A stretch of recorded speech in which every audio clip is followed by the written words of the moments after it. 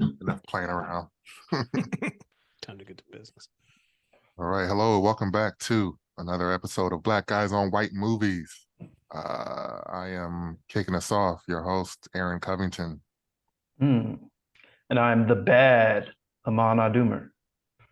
Whoa. I feel like that's setting something up that I don't even know how to pick up. So I'm Bernard Harris. Maybe I should have said it. I'm the bad mother. Shut your mouth. Shut your mouth. Shut Shut your your mouth. mouth. Yes. Because I'm just this talking. week we are I'm just talking doing, about Amon, baby. we're just talking about Amon Adumer. This week we are doing the movie Shaft. One word, one title. So it's our 50th movie, I think, our 50th different movie. And we were like, maybe we'll do a black movie. However, see, there's a little twist here as we get deeper into Shaft. Is Shaft a black movie? Ooh. That's a good question. We've made some revelations we will reveal over this pod that throws it into question, or at least brings up the question. Shaft, the classic quintessential black private dick. Who's a sex machine with all the chicks? Indeed, he was. Is it a black movie? Time will tell. You will tell. We will analyze and you will tell. On another episode of Black Guys. This week on Black Guys on White Movies. So there's no black movie of the week because we're doing Shaft. Even though arguably blackest movie ever. Arguably. Yeah. We'll find out. Keyword. Stick around. It definitely holds that place culturally of just like being an important black movie, being so black led, black directed. Again, we'll get into that in just a moment as we step by step analyze what happened with Shaft. The original Shaft from 1971. We'll talk about the sequels a little bit, which I think making it Shaft's nephew or whatever, I think that was the mistake. They should have just started clean with a new Shaft. Because all the sequels is like his nephew, and then the new sequel is like his son. So it's Sam Jackson, another new Shaft. There's 3 generations of Shaft. I don't know if I love that. Okay, so having not seen the sequels, I assume the Sam Jackson version is just a relative of Shaft. Yeah. He's a nephew of Shaft. This is what the whole thing is. Yeah. Yeah, whereas Shaft should just be like a 007. Yeah. Where it's just constantly James Bond. It's just always Shaft. Not the young Shaft. No, Samuel Jackson is his son, introduced as his nephew, but finds out that he's actually the son. One of those things. So of course, it's a paternity issue in a black. He actually was your father. A twist nobody needed or cared about. Right. And then in the 2019 Shaft, which is also just called Shaft. Most of these were just called Shaft. Jesse Usher is Shaft's grandson. So I guess Samuel Jackson's son. Again, real missed opportunity. Real missed opportunity for it to be a nephew of a nephew. To be a what? A nephew of a nephew. They really missed the ball. You're my nephew. You're 2 nephews removed from Shaft. You're tangentially related to John Shaft. They only did 2 remakes. They did 1 and 2. Oh man, hiccups. They did 1 in 2000 and 1 in 2019. I thought there was another one in between that Sam Jackson did. Wow, they went from 2000 to 2019. That's how long the sequel took. Yeah, and that's why I think, like you said, if he's a 007, you can do more movies. They don't all have to be set in Harlem and where he's just a local private detective. You can just 007 him out. I'm looking at the Shaft properties, and it's like there were 7 books, I think. which we'll get into the books in a second. I want to touch on the movie first. They tried a comic strip, they tried a comic book series in the mid-20 teens, 2014, 2016. I'm definitely glad they did that. And you wonder why why somebody can't just do like a series of Shaft graphic novels. Like, why doesn't that exist? I hadn't even heard of these comic books before, and I kind of read comic books, so I feel like that's a missed opportunity and kind of a shame that there weren't more of those given the name recognition of the property. For sure. And then there were 5 movies, 3 original, a trilogy just came out back to back to back, 71, 72, 73. Then the 2001 with Sam Jackson and the 2019 one with Sam Jackson. Richard Roundtree was in both of the remakes, so he's in every Shaft movie. And Richard Roundtree, which we have to say, just passed away. R.I.P. Rest in peace. Yeah. Just passed away at 81 years old. Yeah. Yeah. Icon. Definitely an icon. Made a lot of movies, obviously most known for Shaft. But that's not where his career began or ended. Well, it kind of is where it began. I would say definitely looks like it's just his second movie, his first lead role. Oh, wow. But it's not where his career ended. A lot of credits, a lot of movies, a lot of TV shows, a lot of guest appearances. So shout out R.I.P. Richard Roundtree, Black film legend. For sure. Black film legend, Black icon. Okay, Truly. so let me get into what we do. Let me read the synopsis. I'll ask your opinions, and then we'll break down kind of the creation of it, and then the movie itself, and maybe the theme song. We got to get into that. Shaft. A crime lord hires Black private eye John Shaft to find and retrieve his kidnapped daughter. Is kind of perfect. Yeah. And I think we can get into why later, like you said, but that truly is what Shaft is, a Black private eye. Like at no point is he just a private eye. At every point, he's a Black private eye. Right, yeah. Black. He hires a Black private eye. But the crime lord is also Black that hires him. Yeah. That's right. Bumpy. Bumpy Jonas. Always using Bumpy Black. It's like if there's some crime, especially in like the 70s, Bumpy. That's the name. Always That's the Bumpy. name to go with. Yeah. Yeah. Yeah. That log line, that explanation fits it really well. Minus the black. Everything is black in this movie. Like it's just a Black movie, Black crime lord. Well, there's There's like the mafia, the Italian mafia, and a couple of cops. But for the majority of this, it's just Black on both sides. Okay, so what do you guys think of it? Had you seen it before? Broad strokes. Bernard, you go first. I had never seen it before. You've never seen Shaft? I'd never seen Shaft, right? Wow. Born in 83. So by the time I was coming up, like it was already an icon, a legend. I knew about Shaft, right? I felt like it was one of those things that was probably on over somebody's house, right? Past it while I was flicking through channels. Yeah. But also, kind of when I was coming into being like aware of what I find cool and what not, and when you go back and look at things, like you get to the late 80s, early 90s, that 70s look, I think that had a lot to do with it, right? Like just the whole 70s-ishness of Shaft and the afro and the wide sideburns. And so I never really checked it out and never really spent that much time with it. I'd seen the 2001, but saw this, and it's so, by the time we were born, it's so just ubiquitous, the part of culture. You kind of don't feel, like even like other classic Black movies, some of them I didn't see till later.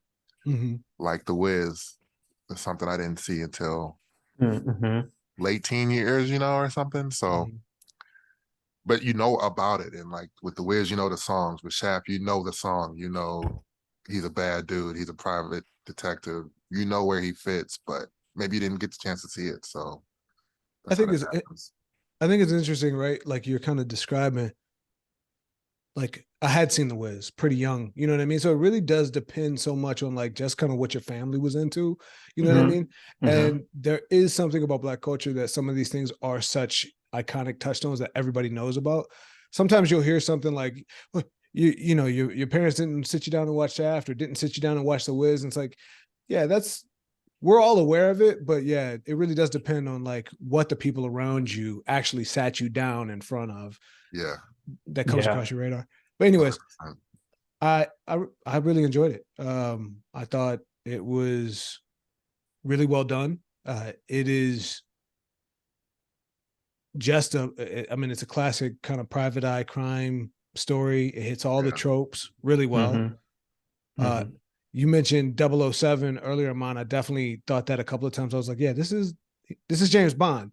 Like he's not an international spy. He's a street level detective, but everything about him is very James Bondy. Yeah, he's yeah, 100%. For sure. You know what I mean? So I thought it was dope.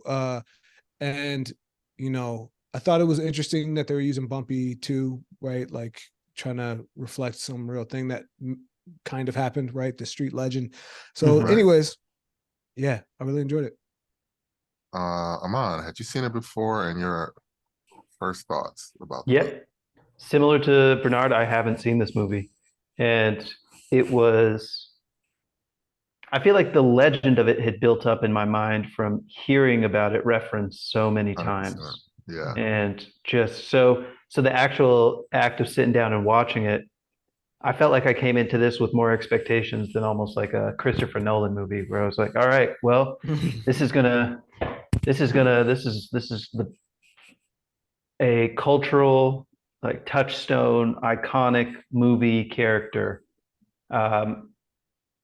Prove it to me. And so I just sat down and watched it, which is not the best way to watch a movie. But it was awesome. It was awesome from start to end. It was fun. I felt like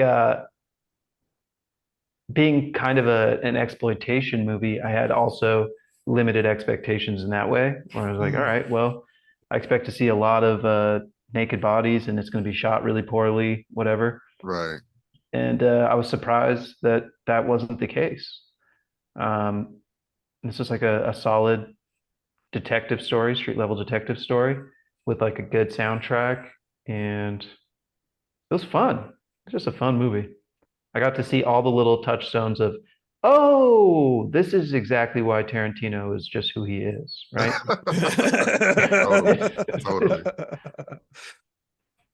Totally. I get the references now. Yeah, I get all the references. Yeah, for me, I had definitely seen Shaft at a young age. I think, like you said, what did your family watch? My dad was definitely watching these kind of movies in the sense of like old detective movies and old westerns. So I saw this, early teen years probably. Maybe seen it a couple times since. Played like I remembered. And yeah, it's definitely an enjoyable movie.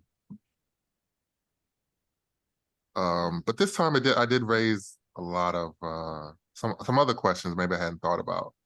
I guess that's just the nature of doing this podcast. It's like I'm trying to think about it differently and analyze it, and it's about more than just the iconography of Shaft now. But yeah, total James Bond, like he's a smart ass just like that. Whenever anybody, especially anybody in any kind of authority, asks him anything, he's like got a quip, a response. Mm-hmm. The funniest to me, right at the beginning, the guy's like, where you going, Shaft? Or what's the guy saying? He said something. He's like, what are you doing, Shaft? And he's like, going to get laid. And then just laughs, cackles in the guy's face. I was like, Shaft with the elementary, the middle school age response and the laugh. It was really the laugh that was like really childish, but really funny. Like going to get laid. I'd like just laughed at the guy like, I know you're not getting laid. And you believe I'm about to because I'm, a cool black dude. So screw you. Just really tickled me. Best part about that, but the best part about that part is like when he next sees that character, he ends the conversation with "I got laid." I got laid. Yeah. Like 40 minutes later in the movie. Yeah. Yeah, his relationships were hard to track. I was like, wait, so he's living with, is that his wife? Is that his just partner he lives with that he's letting the dude stay? Well, He's a sex machine with all the chicks. Before we get into the history of Shaft, let's talk about some of the people on it. Like, it was directed by Gordon Parks, who's maybe even more known as an artist and a photographer than a film director, but I think that just speaks to him as a Black artist who was just multifaceted, extremely talented, extremely artistic, and just produced a lot of good works that exist in the culture. You know, his photographs have been on display at any museum, not just your Black museums, but in biggest museums in the world. You know, he's written poetry. He obviously directed Shaft, which is a legendary movie. He's written books. So that's somebody to be familiar with if you want to know more about Black artists, Black filmmaking, Black history. It's like Gordon Parks. Definitely somebody to check in with. And the film score by Isaac Hayes. The soundtrack. One of the better movie soundtracks of all times, indisputable. For sure. And when you break it down, it really is clear. It really sets the lore of Shaft. No other fictional hero has such a descriptive song. I'm trying to think. Maybe that funny upbeat Spider-Man one. He's like, Spider-Man, Spider-Man. But nobody else, they just tell you who he is in the song and why Shaft is so like memorable and such a badass, as they say. We're gonna break it down here in brief. Because the lyrics, there's not a lot of lyrics. It's mostly like the jam is like just a stone cold funky groove from the 70s. And that's what hooks you. That's what gets you in right away. You know, the lyrics start off, who's the Black private dick that's a sex machine to all the chicks? So right there, who's the Black private dick? We know he's a private investigator. Not a position a lot of Black people had then or now. He's in rare air. It tells you right now to respect this man. Then it tells you he's a sex machine to all the chicks. Pure masculinity. Tells you who you is. Pure masculinity. Sex machine to all the chicks, which when you watch the movie, he wasn't to all the chicks. He didn't quite have enough sex in the movie to fully justify that line, but he carried the aura of a guy that could. And he talked like he could have sex with all the chicks.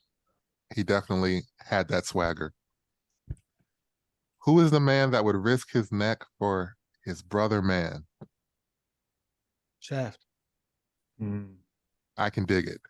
That shows you that Shaft is selfless and his moral compass, that he's out here doing it for the brother man. He's for the community.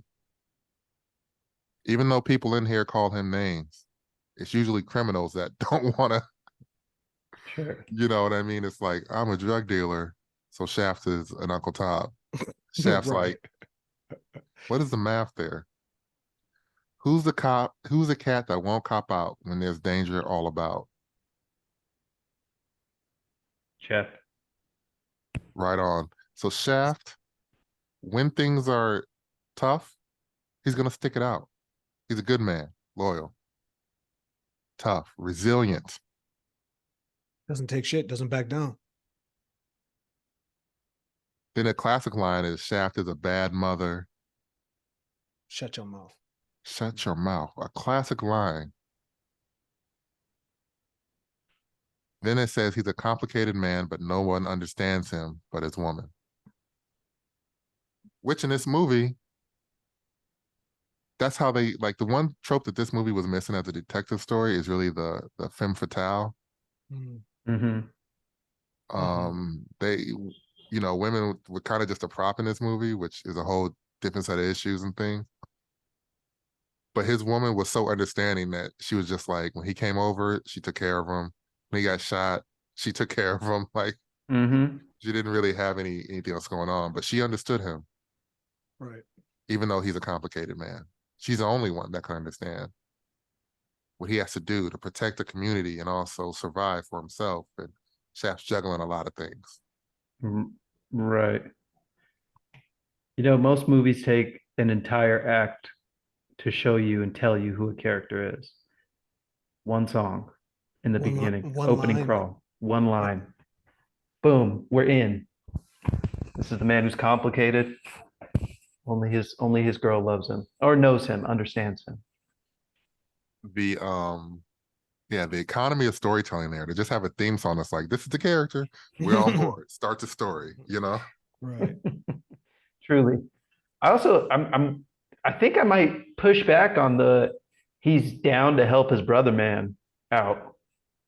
I feel like he's down for whoever's going to pay him. You know what I mean? Complicated. He's definitely complicated. He's a complicated man. Okay, thank you. Yeah. He's living in a capitalistic world.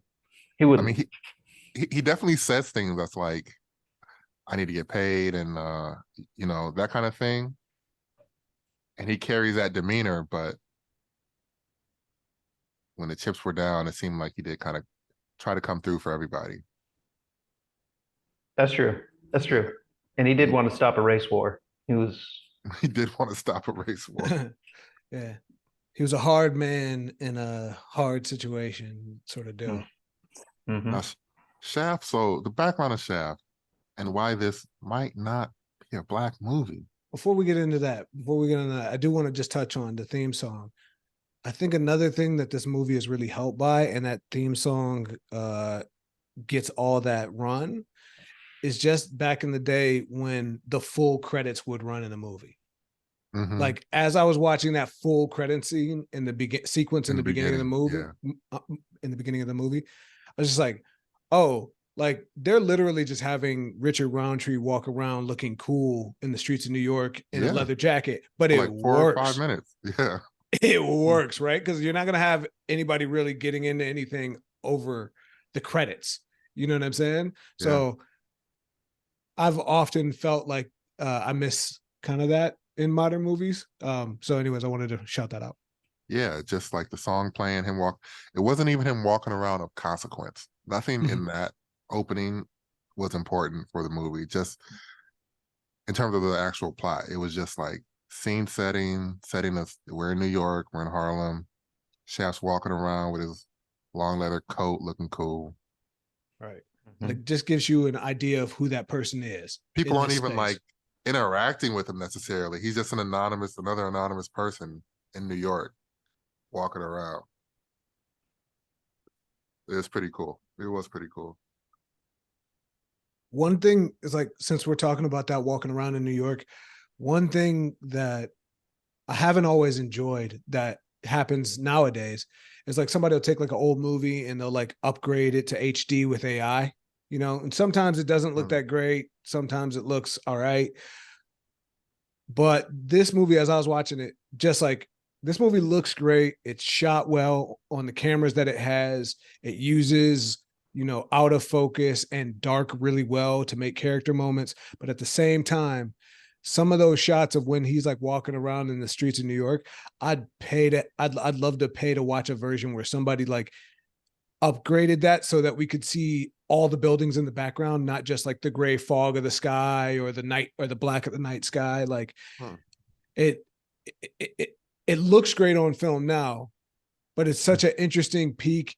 I had been in New York earlier in the year. So to see like a 50-year-old version of New York looked very cool. And if they could upgrade that and we could almost see it like what it would look like, something more like today, like I'd be interested in that as a thing outside of film, like just another thing. I haven't seen this AI upgrade thing you're talking about, but I feel like it happens in a I lot of don't know. sci-fi stuff I see. I, I don't know. That's fine. To each his own. To each his own. Careful what you say. Careful what you say to the corporate or the AI overlords. Just be careful. Yeah, I guess it's, I guess it's not necessarily AI, but it's AI isn't vindictive like human corporate overlords. for sure. For sure. AI I feel is like that's understanding. I feel like that's one of those things that happens like somebody does as like a deep fake on a YouTube or something like that. Yeah. Well, okay, so let me get into history of Anyways. Shaft. Keep it moving. Shaft was written by Ernest Ralph Tidy Man. It's like a superhero last name. It's literally Tidy Man. Tidy Man. A white man. Co-written by John Francis. What's his name? John Francis Black. Also a white man. So the history of Shaft is it was actually a novel first, written by Ernest Tidy Man about a black private eye. Crazy, right? Like I didn't realize that Shaft started as a novel. Actually, I never looked into it just because the movie was so iconic. I didn't feel the need to. But doing this, it's like, okay, this guy wrote these novels because he was a journalist trying to get into fiction, and I don't think it's any more than he just saw a gap in the industry and he decided to fill it of a black private eye, and that there would be opportunities to make money for this, which he did. He later said about writing Shaft, reading this from Wikipedia, reading black fiction, you see that the central character is either superhero or super victim. The blacks I knew were smart and sophisticated, and I thought, what about a black hero who thinks of himself as a human being, but he uses his black rage as one of his resources, along with intelligence and courage. What do you guys think about that? And kind of about this history of it? Yeah, I think it's complicated because thanks to our boy Ernest Tidy Man, we do have this kind of iconic character. As far as is he writing from his own experience? That's probably not the case.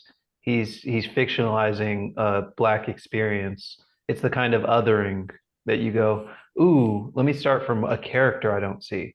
Let's make him black. And oh, what if he uses his blackness to help with this and this and this? Mind you, it feels like it has good intent. Um, Right. yeah, it's complicated. Yeah. And I think this is, we use the term Blaxploitation, but that just kind of defines an era. You know what I mean? It wasn't, I mean, there is some exploitation going on whenever you use something for your gain, but nothing about what Tidy Man does seem like he was trying to make fun of or satirize. He was trying to make a straightforward black detective. But even in that quote, it's like the blacks I knew were smart and sophisticated. So it's always like othering. If he were writing the right character, he wouldn't be like, the white people I know are like this. He would just write a white character based on his father or his friend or story or something. You know what I mean? So there's already this separation from either what society thinks or what he thinks. He's even like, blacks like this. And then he's like, no, wait, the blacks I know are actually like this. So he's even taking a perception against people that he knows, and it has to be such a specific experience. The blacks I know, you know what I mean? He's like, maybe all blacks are like this, except the ones I know. They're the good ones. That's kind of embedded in what he's saying, even if that's maybe not what he means. So however the good intentions are, it's kind of messy, right?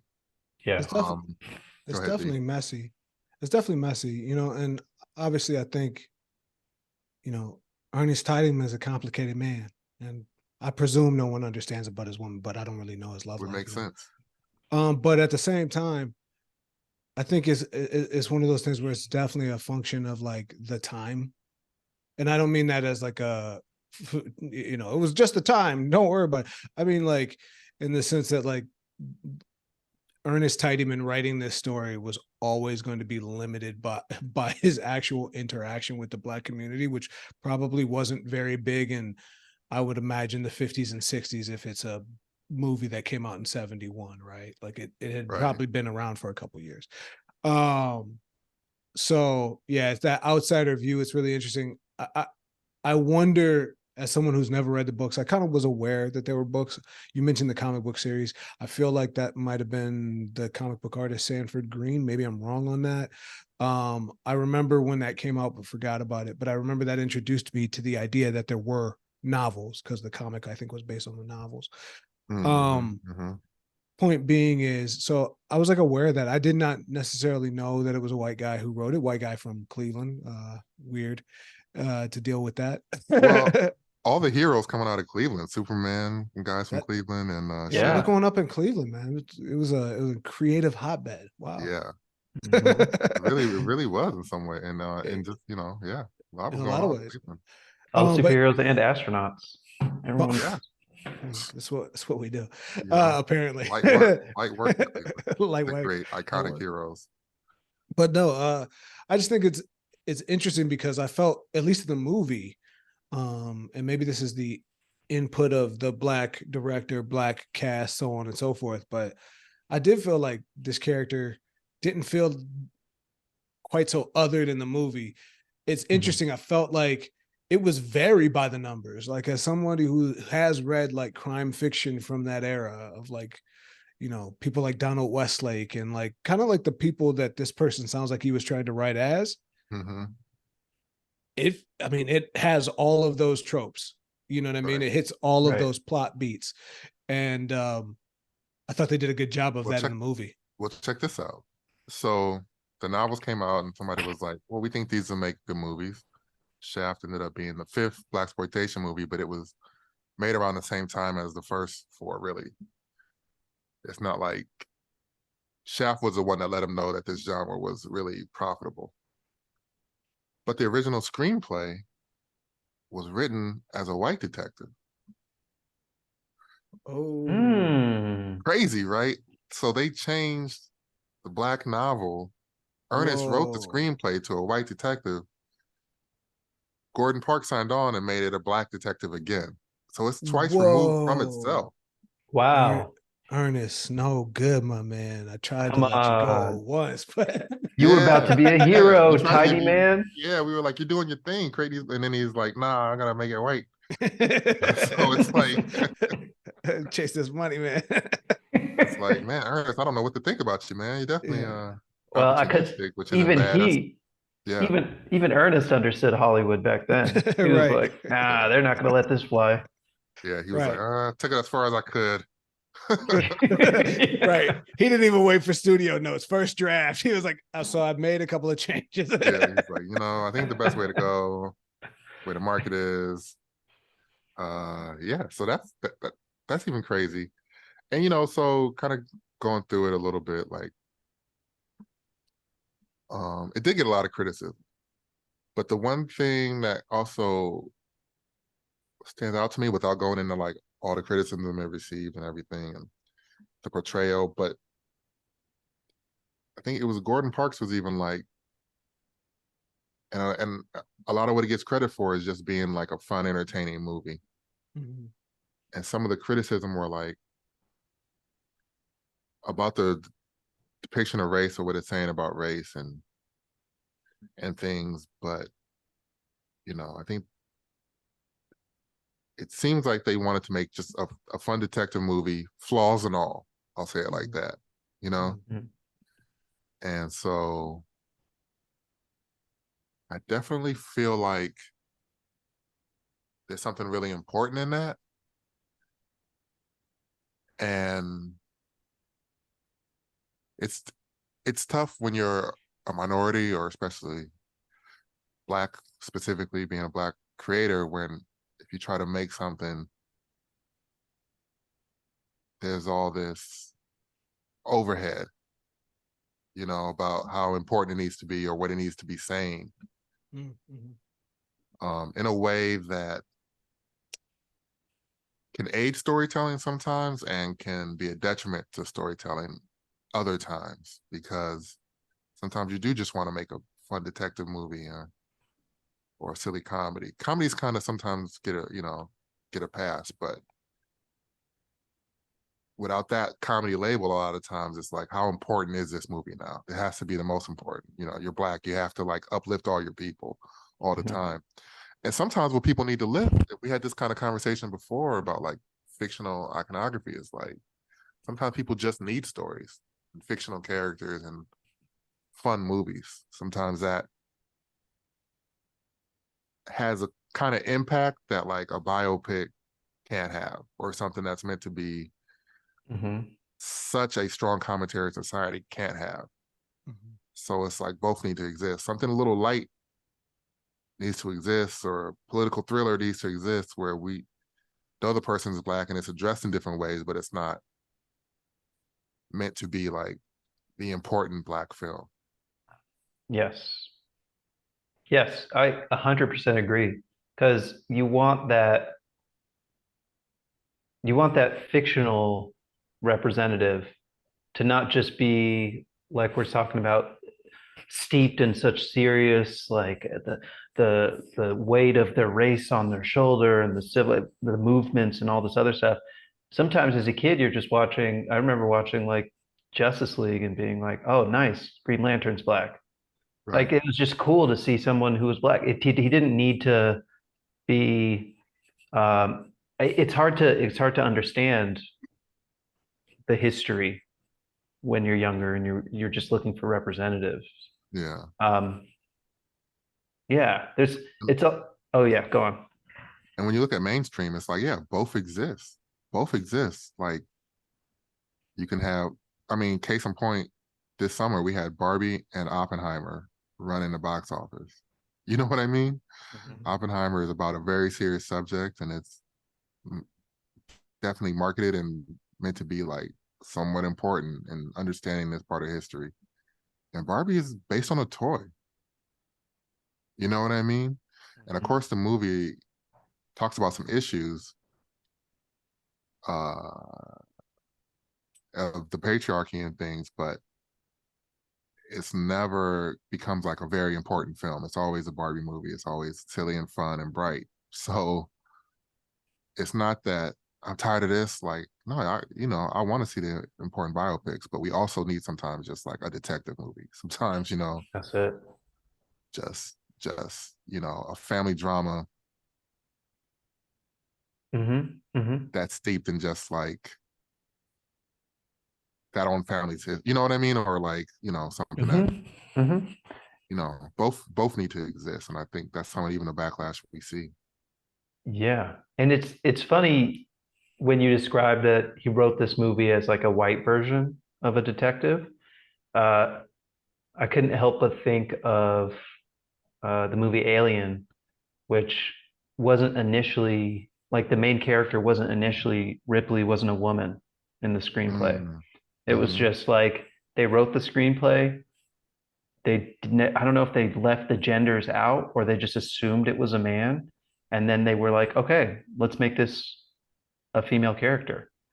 And the kind of cultural ripples it caused, you know what I mean? Where it's like she's Yeah. she's a badass in that movie and in the following movies. And they just did a quick flip. And I was like, oh, just tell like a cool story and just make the character black. Like it doesn't have to be like they have to now talk a certain way. They have to now do this. They have to behave a different way. Don't other different races or minorities or people of color or any of that. Just kind of tell these cool genre stories and then make them black.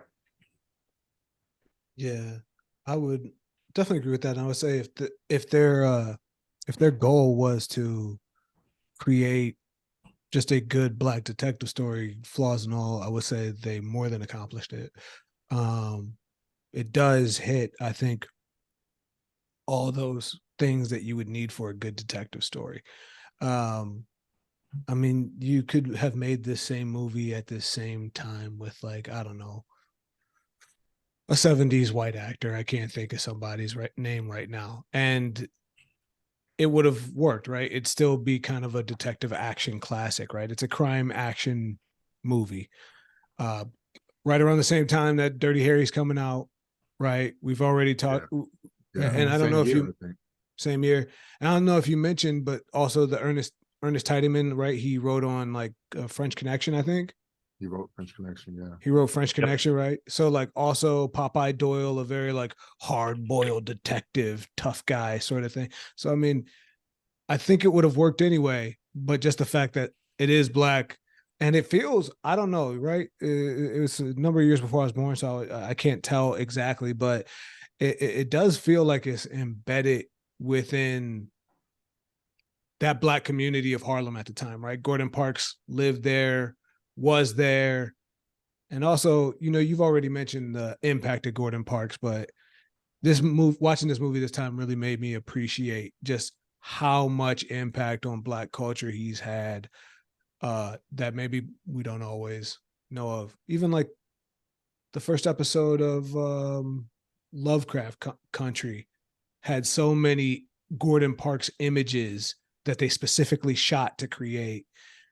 And that was a big thing even a couple of years ago. And it's not like this movie doesn't address the Blackness. Like he gets these Black militants to help him. You know, people call him out of his name. There's only maybe a couple N-bombs in here, but they call him Tom, and they call him a sellout. The other criminals, as I mentioned earlier, deals with Bumpy Johnson. So it doesn't ignore race, but it doesn't go into like all of the history and explain why all these things have happened, or there's no cop that shoots a Black kid in the street, and then it kind of changes the tenor of the movie at some point. That's kind of something that would happen now.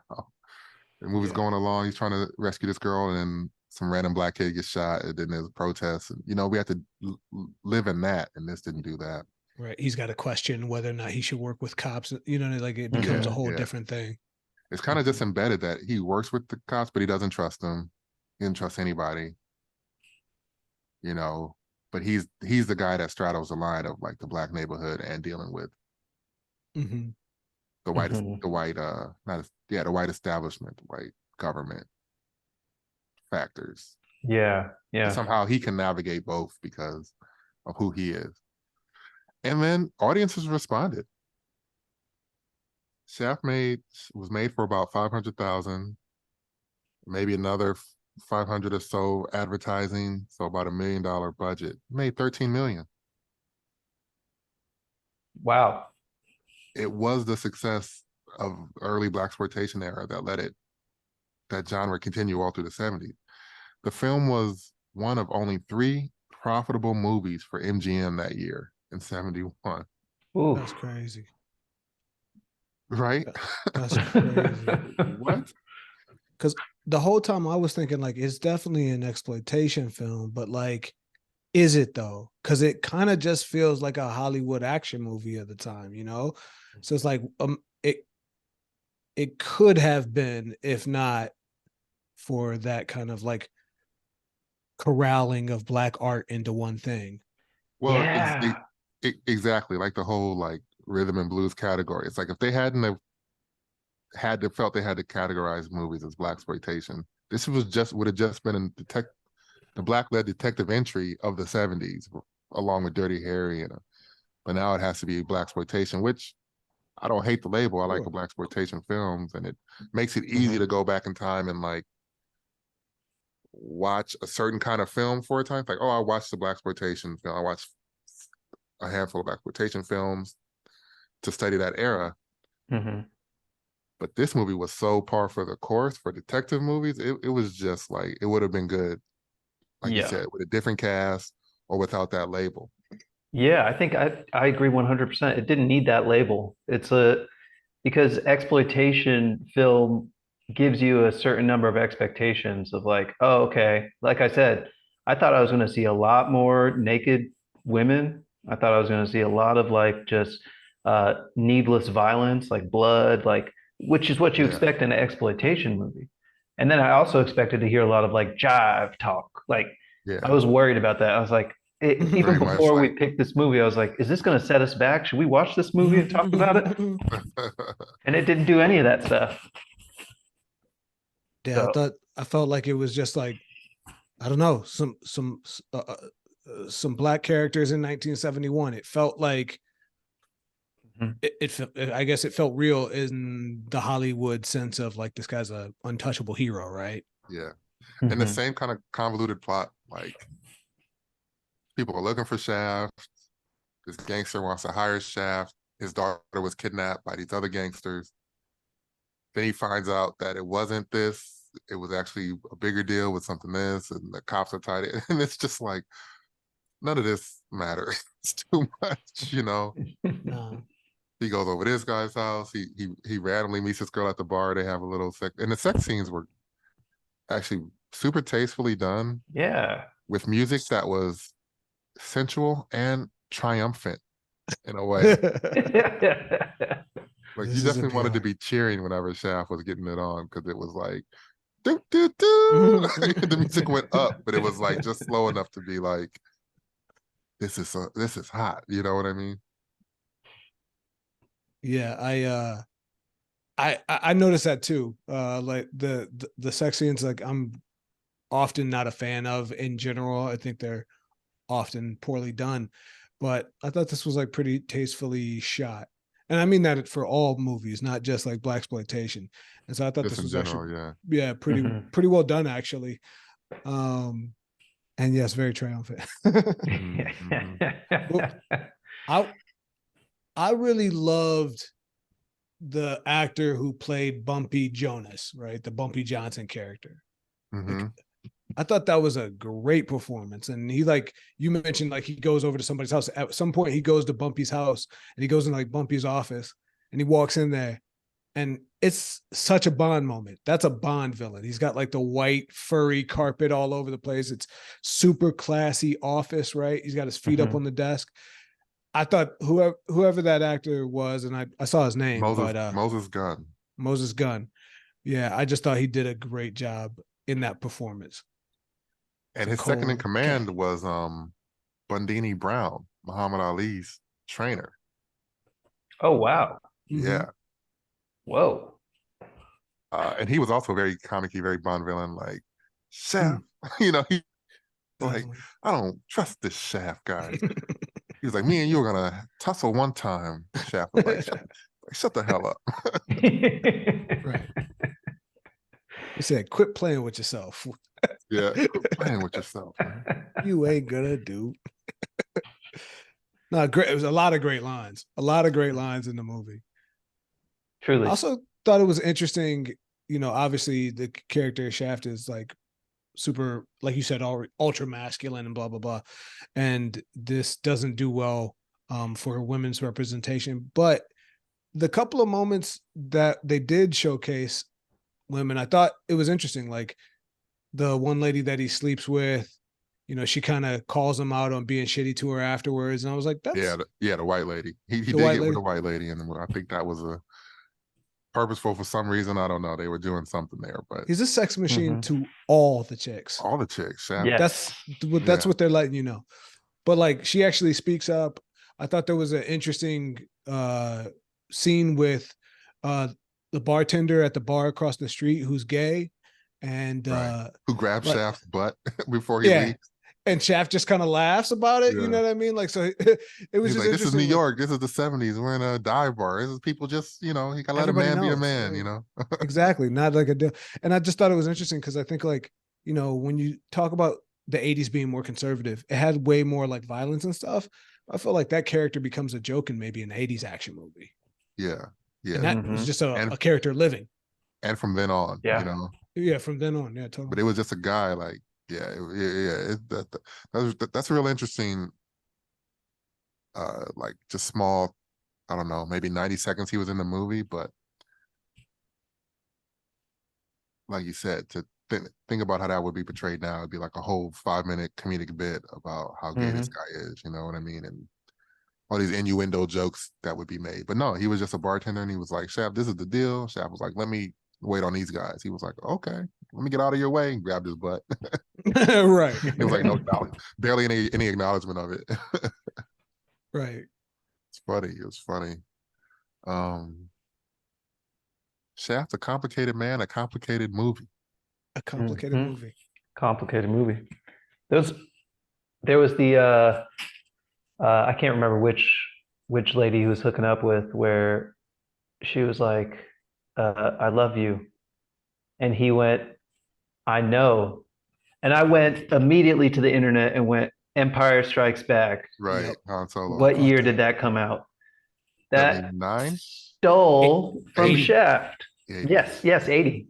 Stole from 100%. Shaft. As soon as that happened, I was like, bro, in 1971, Harrison Ford saw this movie. Oh, 100%. George Lucas. Like, you know what I mean? Yeah, for sure. But like young kind of like people who are just coming up in the film industry, both actors and things in 1971, they definitely saw this. They were like, "Oh, Shaft, that shit, he's hard." Yeah, and they that's such a line. right. George Lucas just remembered that line for a decade, threw it in his movie, and now that's all anybody is like, "Oh, Han." That's that was a Han Solo. That was a Harrison Ford ad lib. George didn't want to do it because he had seen Shaft and was like, "You're not gonna." Don't blackify my movie. This is a good galaxy for good people. No, George Lucas loves black shit people. In Harlem. Wife, no, George Lucas loves black people. Black wife, Oh, for sure. True. Casted Billy D. Williams, Tried to make Red Tails for like 30 years. Yeah. Wow. Eventually got it made. That's funny. But yeah, so Shaft. I didn't do any casting. I don't know that you guys try to do any, because I mean, they already did a remake. One just came out 4 years ago. It's like we could cast our own Shaft, but well, just to talk about the remakes, we did a little bit earlier. Oh yeah. And it's like, it does seem like there's so much potential with this franchise, with this name, Shaft. And I think because the movie is labeled a Blaxploitation, so there's these ideas of, like Amon was saying, like over-sexualized hyper-violence that other Blaxploitation movies had that I don't really feel like Shaft did, especially after rewatching it. There's kind of regular levels of those things and actually downplayed the sex. I think the later ones had a little more sex. Like, we didn't see any nipples in this. I'm pretty sure Shaft's Big Score and Shaft in Africa were a little bit more like, a little bit more nudity. That would make sense. But yeah, we kind of been cheated out of the exploitation of this franchise. There was no, Shaft TV series. This guy solving crimes in New York. That could have been a thing. Yeah, that would have been great. Ran on CBS for 12 years. I don't even think that. I think it's right and just that Sam Jackson did a Shaft movie. But after that, they should have just been like, we're just rebooting Shaft with kind of a, not a no name, but like a new actor, and just done like, we're doing Shaft 07, Shaft 007, It's like the first one. I mean, originally it was like Shaft, and then Shaft's Big Score was, I believe, also in Harlem. And then the next one is Shaft in Africa. It was international. So Shaft could have easily been anywhere. Truly. I love that's just as like a first beat, second beat, third beat, like heightening style of comedy. Just seeing those titles for the movie and then Shaft in Africa feels incredible. It's like a third place for it to be. Yeah, I was talking about this with my father before we jumped on this to record, and I was like, that's the one I always remember because the name was always ridiculous. Shaft goes to Africa. Shaft in Africa, yeah. No, this really could easily be it. It's kind of like Medea. Yeah, Tyler Perry. yeah. Medea, or let's go Shaft, Ernest, and Medea. Yeah. Ernest goes to jail. Ernest just kicking it. Medea's at church. Medea Halloween. Right. The titles are full sentences, like subject, verb. My bad, Ahmad. What were you saying? No, no, I was just thinking this could easily be a television series, Shaft. I'm sure that they were they were honoring Richard Roundtree's legacy by keeping him in the newer movies. Yeah. But yeah, I think Shaft should be our 007. It should be our Doctor Who. It should be like constantly They didn't revamped. set up enough in this first movie to really, like, he doesn't have like a go-to lawyer. Like, I've been watching Bosch, right? And Bosch always goes to Honey Chandler as a lawyer. Like, they needed a lawyer like that, or somebody to make some gadgets, or at least a gun manufacturer. You know what I mean? Like, you just got to fill out the world with other characters that we can see every movie. Like an old mentor. They had the barbershop guy, but he doesn't really come back. He's not really like an old mentor, but like an old mentor, or somebody that helps him sift through his jobs, or Yeah. people that act as a partner, or an informant on the street who's a character that Shaft kind of goes to, like, because Bond has M and Q and whoever else, all these people that it's like, oh, even if it's a new Bond, we know we're gonna get MI6. We're gonna get these people. This guy's making the gadgets, Right. And then, like I said, I think the lack of a love interest in this one, like his girl really being a character, or really having some lines, or even just shooting somebody.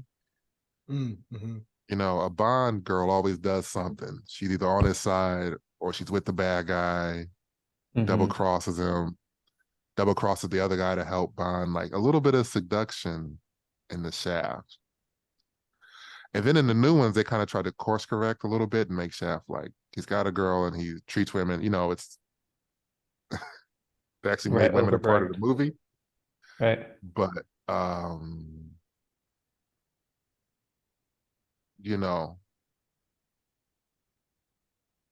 they still didn't have these characters. I don't know. I have to watch it again, but even thinking about it, it's like the no names that come to mind are like archetypes that they use to be like, we're building a franchise.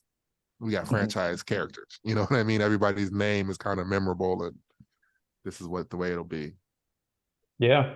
Just a little rant. Hey, if you're listening to this and you got the keys to the Shaft franchise, call Black Eyes on White Movies up. We will brainstorm this and launch Shaft 007. I wonder if it's less that the sequels exploited the characters that they did set up.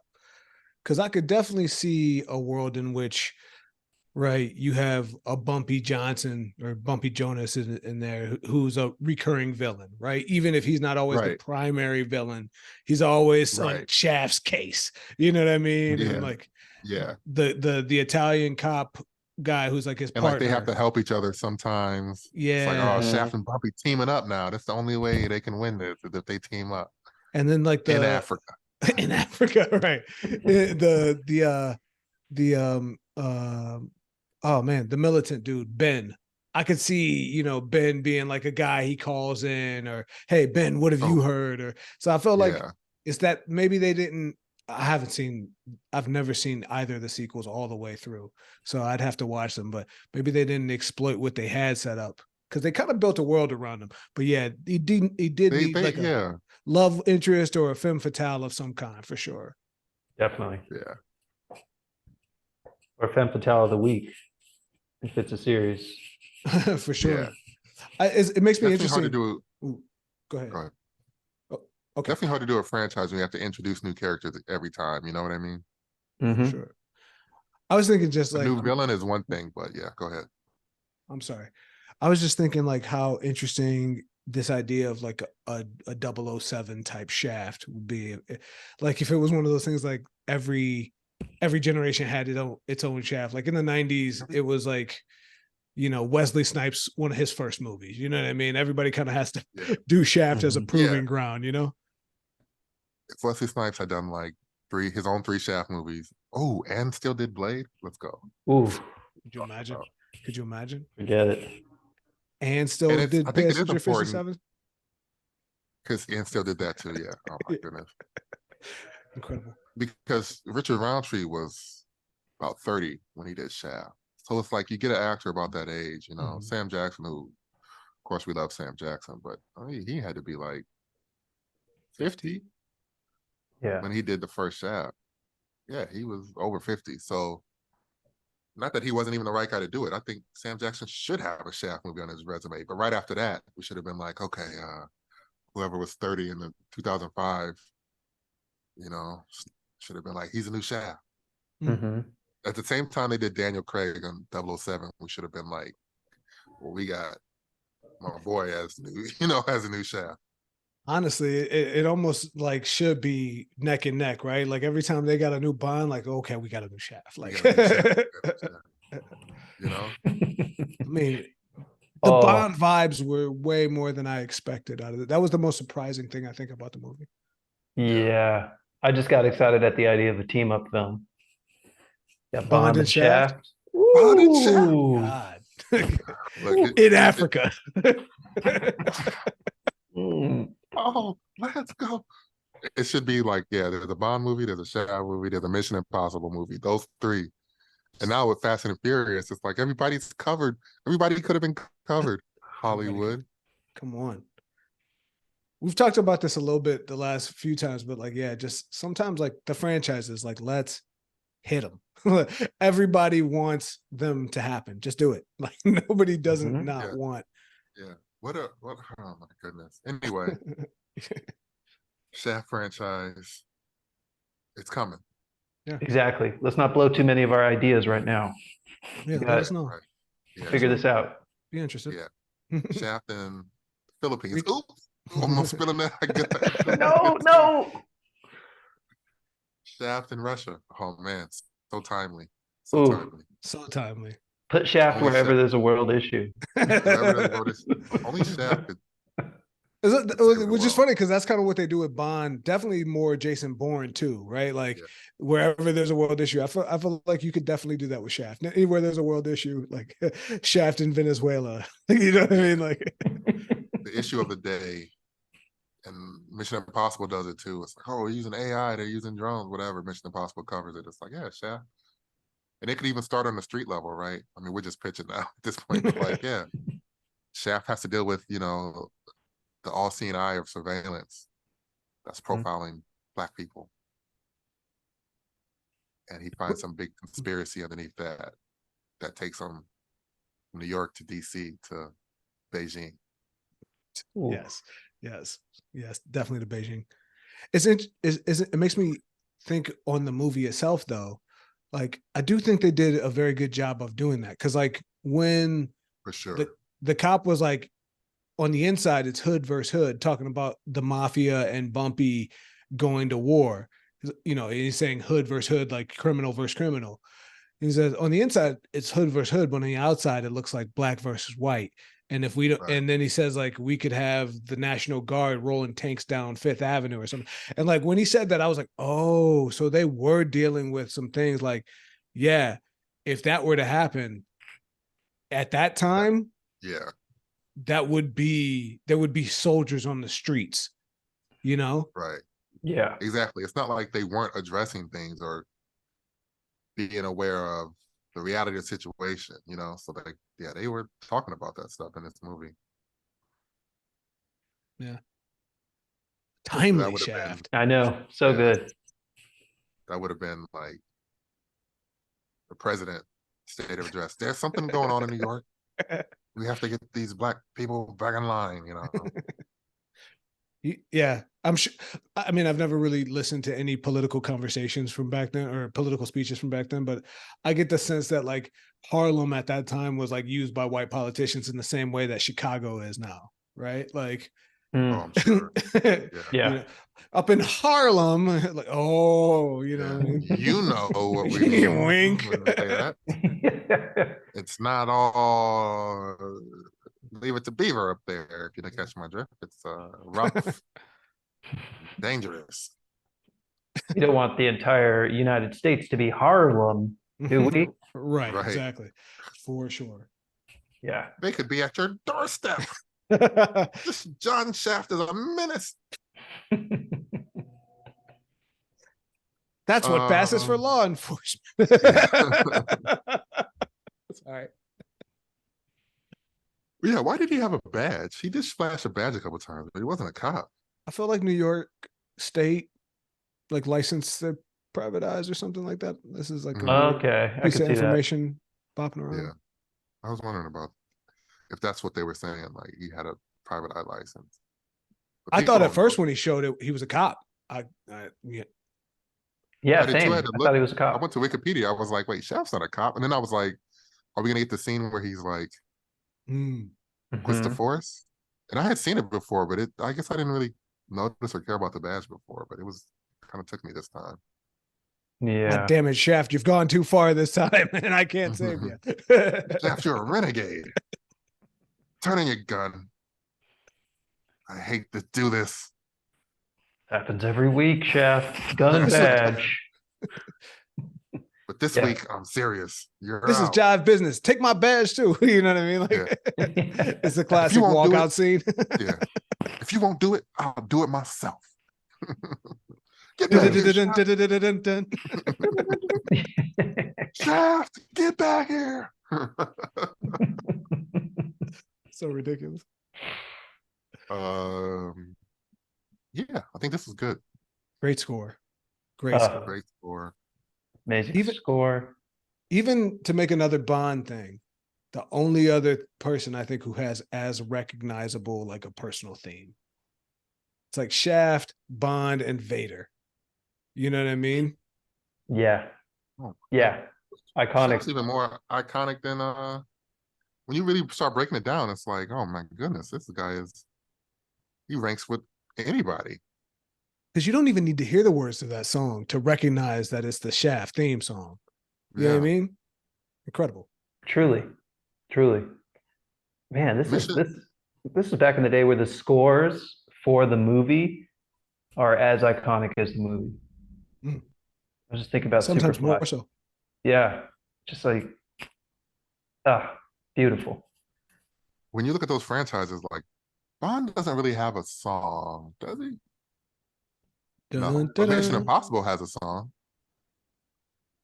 You Oh know? yeah. Dum dum dum dum dum. Yeah. Yeah. So that Shaft song. Wow. Crazy. Mind broken. Yeah, a little bit. Broke my mind. Mind Like broken. how Mhm. big Shaft should be right now, you know? It's incredible when you really think about it. Based on this, I had no idea. I knew it was a cultural icon, but yeah, this was really good. Even more than like Dirty Harry, I think, who is obviously a comparison. But Dirty Harry does feel like it would be harder to do a franchise without Clint Eastwood. But Shaft seems like you could do other Shafts and it wouldn't have to be the same guy. I wonder why that is. I think it's because the character's more iconic. Mhm. Honestly, I think